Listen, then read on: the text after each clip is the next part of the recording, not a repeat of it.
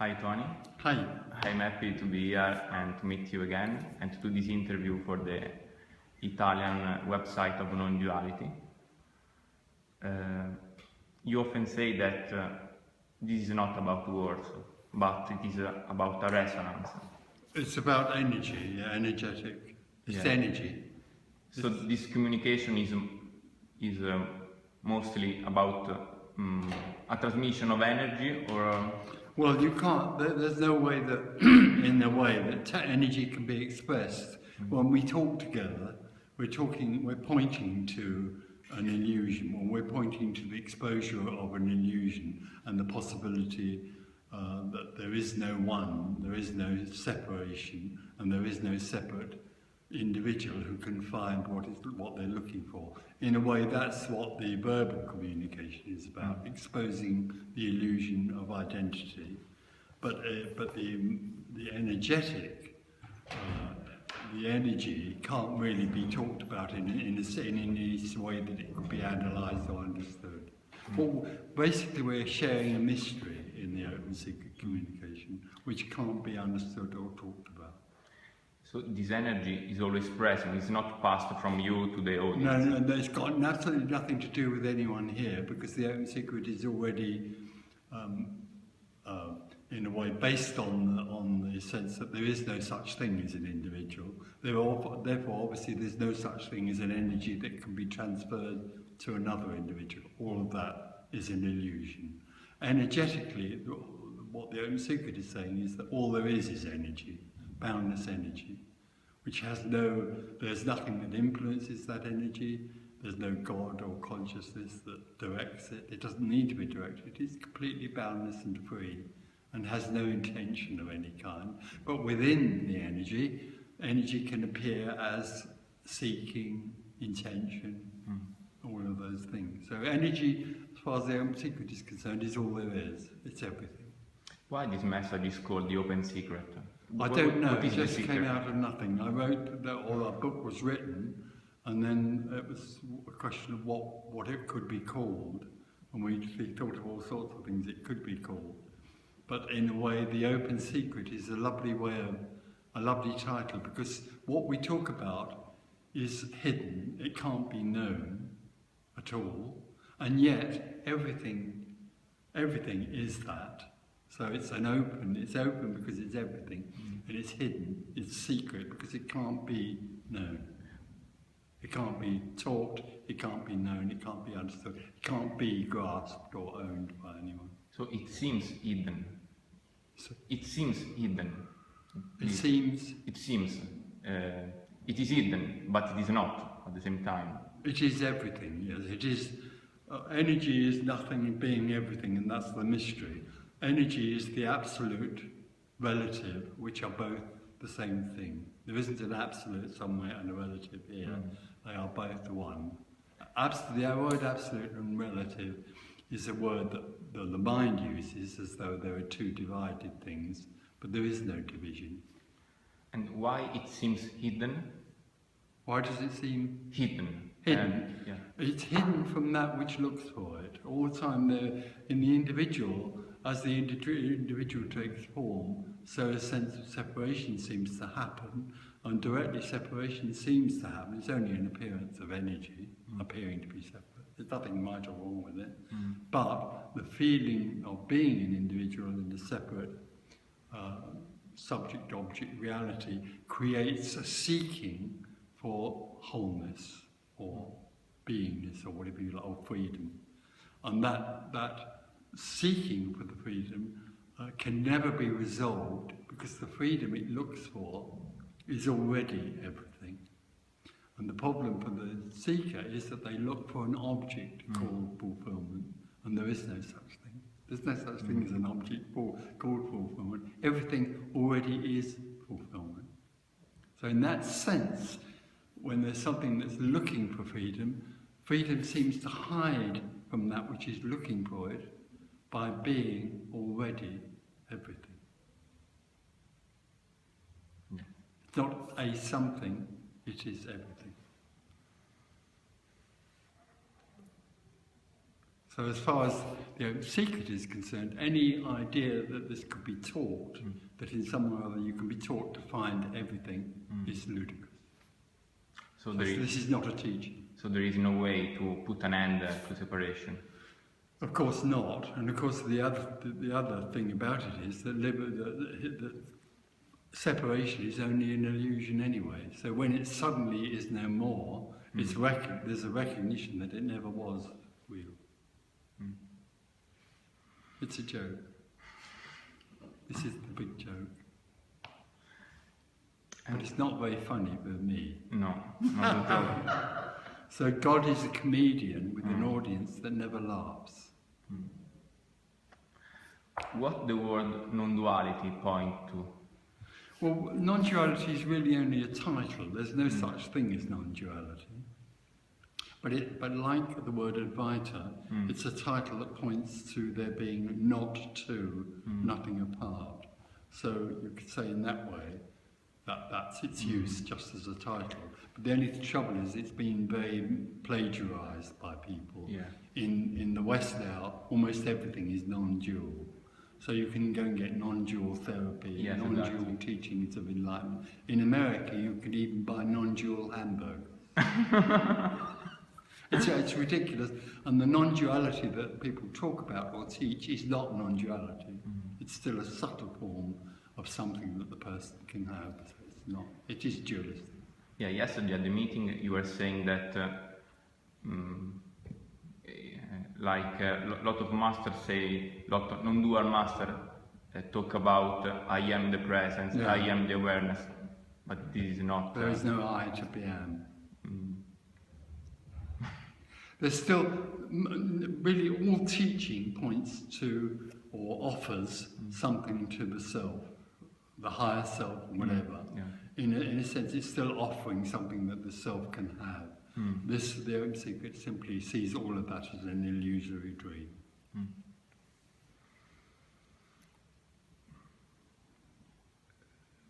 So this non-duality is the natural state, the natural reality, but it seems like the paradise that has been lost. Yeah, the paradise that is constantly here, which people look for. But it's not a non-dual paradise. It just is, in other words, it's just paradise, it is just freedom. Everything is at one, there is nothing apart, nothing that is two. It doesn't need to be because everything is that. Okay. And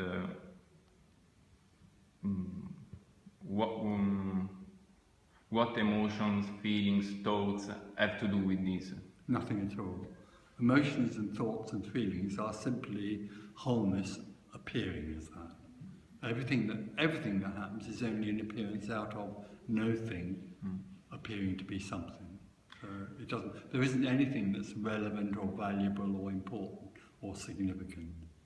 Because in the story of me, emotion, feelings, thought have a higher importance, and emotions have to be directed, have to be healed.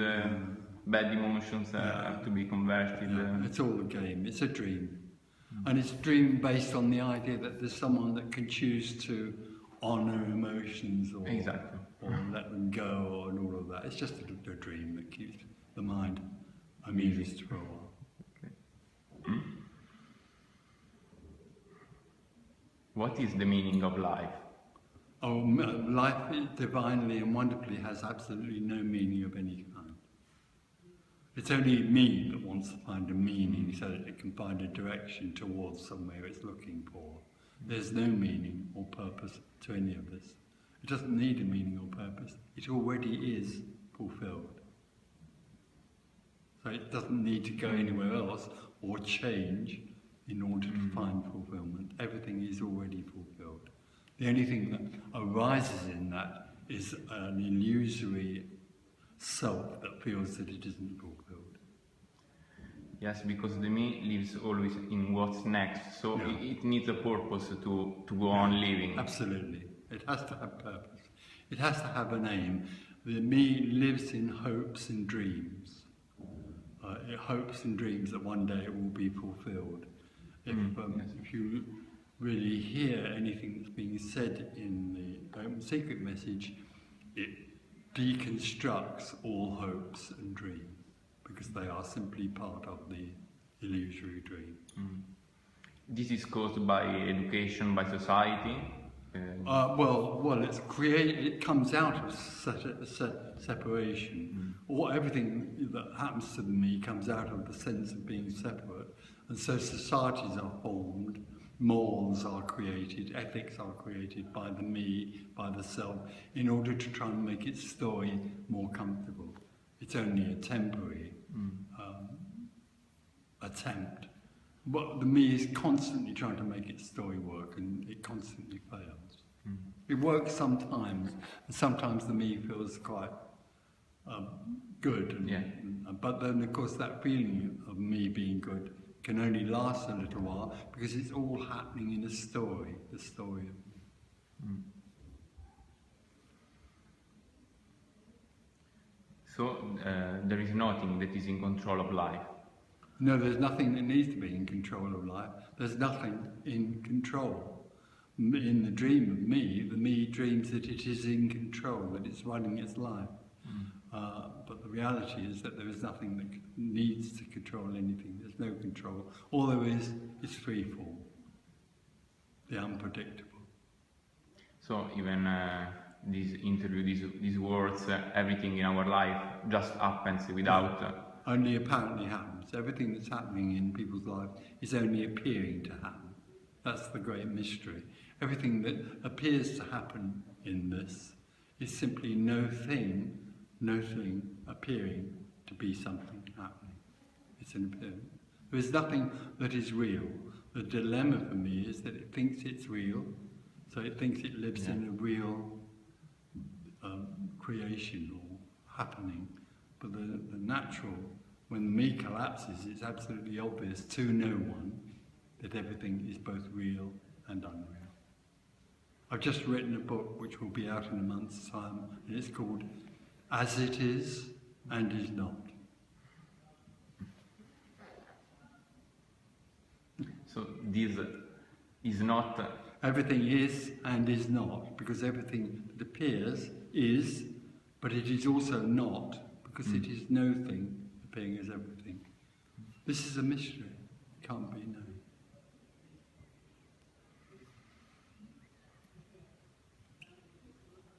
So,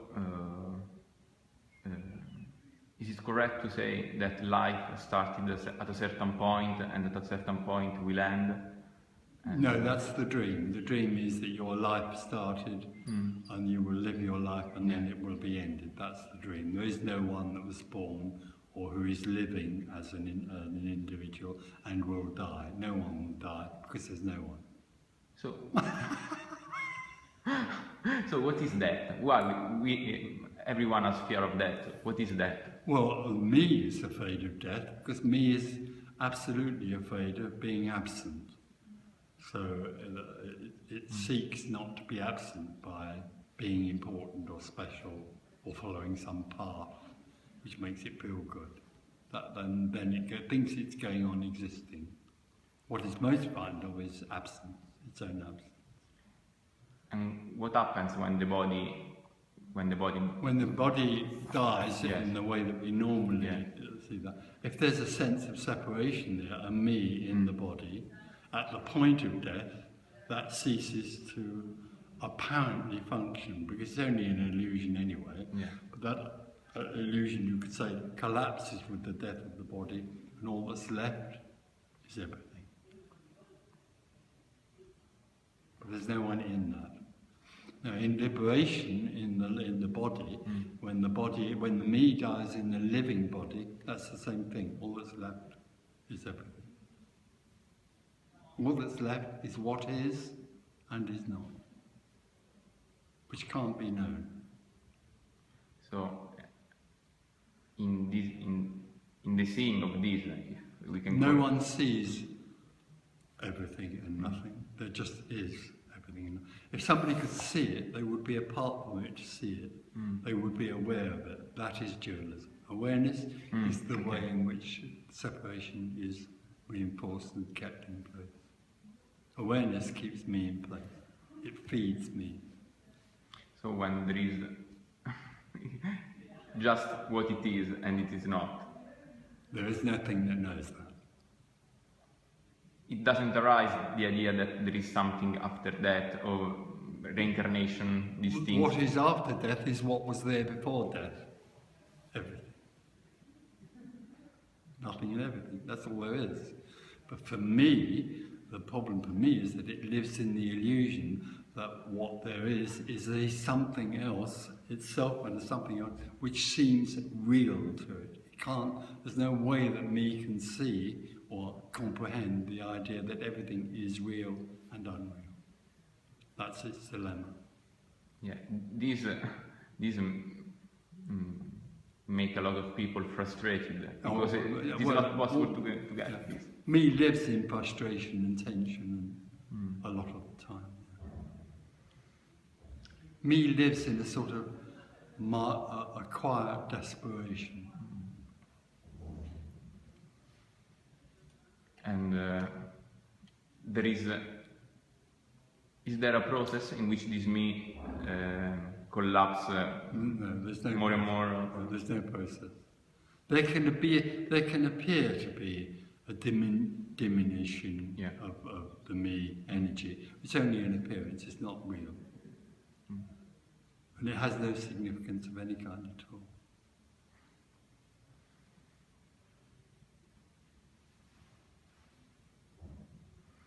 So everything in life, money, women, relationships, seems unsatisfying. Yes, for a while it's satisfying, but never, it's always transient because it seems to be happening in time, so it passes on, it passes by, and then the next thing arises, and that passes by, and the next thing arises, and that passes. The only constant there is that which is and is not.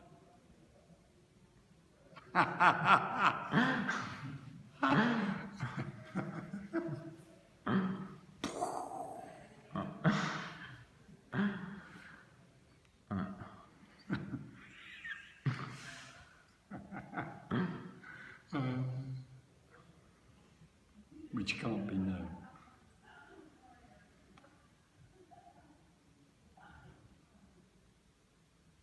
So even the suffering of this planet that we are destroying Is what is and is not. There's nothing that can, or need, there's nothing that can be done about that. There's no one to do anything about that, and there's no need to do anything about it. There is only what is and what is not. This has got nothing to do with the idea of making a better world or saving the world. Or there isn't a world to save. The world is an appearance of nothing. You say that lot of people, lot of masters say that the world is an illusion. Yeah.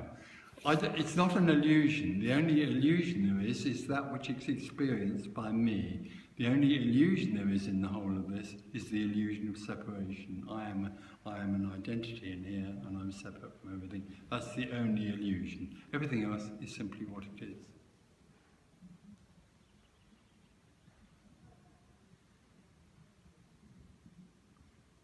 Of course, the me creates an illusion that the world is real. Yeah. Many masters are pointing out, or not many masters actually, but some masters are pointing out that the world isn't real, it's real and unreal. That's what I'm saying. So all that stuff about change the world with the intention, positive thinking. Positive thinking, all those wonderful things, affirmations, self-inquiry, all those dreamy meditations and chanting, it's all part of the dream, the seeking. It leads to nowhere. There's nowhere to lead to. What is love? Well, again, it can't be known or described. The experience of me to do with what it calls love is a need love. It needs to love and be loved. It needs to be loved. Yeah, it has to do with the relationship, the love. Well, or anything, mainly with people. but unconditional love, which is the only love there is indescribable and all embracing. That's the nearest I can get to it. When the me collapses, when the illusion of me is no more, the love, the unconditional love that is there is so apparent that it's immeasurable. It has nothing to do with the feeling. Not at all, no. And it's in everything. It's in this floor, it's in the walls, it's everywhere. When there is no one, it's absolutely apparent that that table is unconditional love tabling. So there's no longer anywhere where you can find love. Everything is that. For no one. Yes. So, if there is still this sense of contraction, everything is a mess at the end. Well, everything is separate and in a sense illusory. For the me turns the table into something real. When the me looks at the table is obviously moving particles tabling. It's no thing taking the form of a table. So that doesn't change. But within the perception of me, the table seems to be real. So the experience of me is that the table is made of concrete, if you like. It's just a real thing. And that's the dilemma, because it doesn't see the table, it doesn't see the sky, it doesn't see trees, it doesn't see another person as anything other than a separate object. That's its agony. Through its awareness, it turns everything into a real object. Yeah, everything seems distant. Distant and a something else.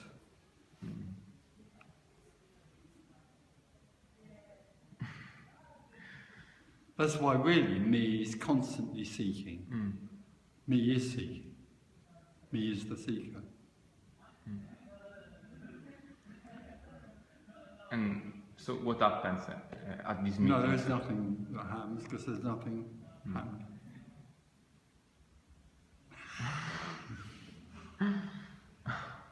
Yeah. Don't worry if you run out of questions, because people do. It's all so. Yeah, because there isn't anything more to say, I don't think. Yeah, this message leaves me speechless. Sure. Yeah, it does. It does leave the me speechless. When we do meetings, I taught this talks at the beginning, and in a way expresses what we've talked about here. And usually there's a long silence because there's, in a sense, I could go home. We could all leave because it's all over really. So there's nothing to say. But in some way or other, the mind creates some sort of question. Yeah. It rejects this message out of hand. There's no question about me ever accepting this message or hearing it. It can't do it. So it immediately starts to try and break this message down. Yeah, often in this meeting there is the feeling that what you say cannot be understood. No. It's not something about logic, thinking about intellect. It's very sweet, it was very lovely. Funny enough, here in Munich, at the last meeting, a woman over there asked the question, doesn't matter what the question is, and there was an answer here. And she then said, it doesn't make sense. And I said, absolutely. This doesn't make sense. It's about a paradox, it's about a mystery. It can't be understood. And it has nothing to do with what one does in life, about nothing to do with the job, or with the family. That's a dream. That's a dream.